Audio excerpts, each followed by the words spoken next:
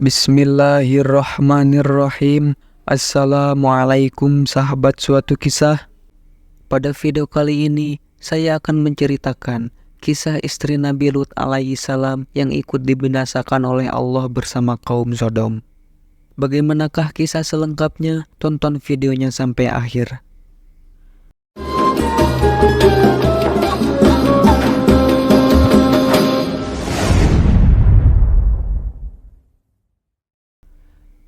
Nabi Lut alaihi salam adalah anak saudara kepada Nabi Ibrahim alaihi salam, yaitu ayahnya yang bernama Hasan bin Tareh. Nabi Lut diutus sebagai rasul kepada salah satu kaum yang mendiami sepanjang timur laut dari Israel sampai Yordania. Ibu kota Sodom terletak di utara basin Laut Mati. Hampir keseluruhan kaum ini mengamalkan gaya hidup songsang, yaitu melakukan hubungan kelamin sesama jenis, lelaki dan lelaki, yakni meninggalkan perempuan. Perbuatan ini merupakan sesuatu penyelewengan fitrah yang amat buruk. Nabi Lut telah menyuruh kepada mereka untuk menghentikan perbuatan tersebut, di samping menyampaikan seruan-seruan Allah, tetapi mereka mengabaikannya dan malah mereka mengingkari kenabiannya. Akhirnya, kaum Nabi Lut dimusnahkan dengan bencana yang sangat amat mengerikan dan sangat dahsyat. Kejadian ini terjadi kira-kira tahun 1800 sebelum Masehi. Kaum Lut telah mengancam Nabi Lut dan membencinya karena mengajak kaumnya untuk beriman. Dan kisah Nabi Lut dalam Al-Quran terdapat pada 85 ayat dalam 12 surat lainnya. Surat Al-Anbiya ayat 74 dan 75, Surat Asy-Syu'ara ayat 160 sampai 175, Surat Hud ayat 77 hingga ayat 83, Surat Al-Qamar ayat ke-33 hingga 39, dan Surat At-Tahrim ayat 10 yang mengisahkan istri Nabi Lut yang mengkhianati suaminya.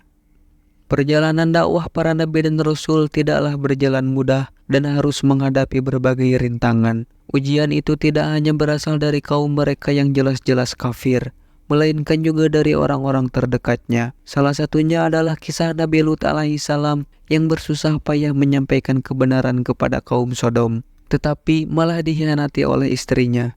Pengkhianatan yang dilakukan istri Nabi Lut bukanlah yang bersifat hubungan suami istri seperti selingkuh dan semacamnya, namun berupa kemaksiatan terhadap agama. Lantas, bagaimana pengkhianatan itu bisa terjadi dan apa ganjaran yang diterima oleh istri Nabi Lut setelah mengkhianati suaminya?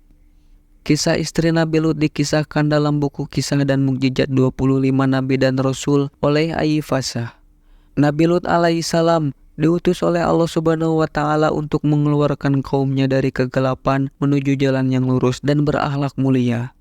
Nabi Lut pun melaksanakan perintah tersebut dan mengajarkan tauhid kepada penduduk Sodom. Ketika sebagian kaum Nabi Lut tengah duduk berpikir, tiba-tiba datang seorang perempuan tua menghampiri mereka.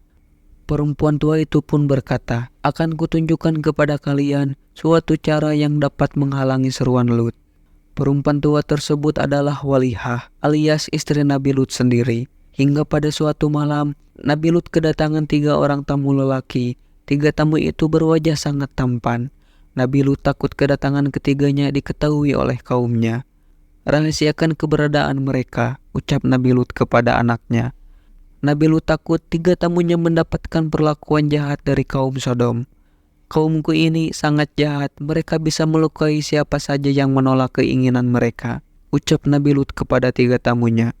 "Tenang saja wahai Nabi Lut, kami adalah malaikat yang diutus oleh Allah untuk mengabarkan azab kepada kaum Sodom," kata salah seorang dari 3 lelaki itu. Nabi Lut pun kaget, ternyata 3 tamu itu adalah 3 malaikat. Kemudian salah satu dari pria itu berkata, "Ajaklah keluarga dan pengikutmu meninggalkan kampung ini. Allah akan menurunkan azab kepada kaum Sodom," lanjut malaikat itu. Istri Nabi Lut yang mengetahui bahwa suaminya kedatangan 3 pria tampan langsung mengabarkannya kepada kaum Sodom. Ternyata istri Nabi Lut mendukung perbuatan keji kaum Sodom. "Di rumahku ada 3 orang lelaki tampan, mereka sangat tampan," cerita istri Nabi Lut kepada kaum Sodom. Kaum Sodom pun berdatangan ke rumah Nabi Lut. Mereka ingin melihat 3 orang lelaki tampan itu.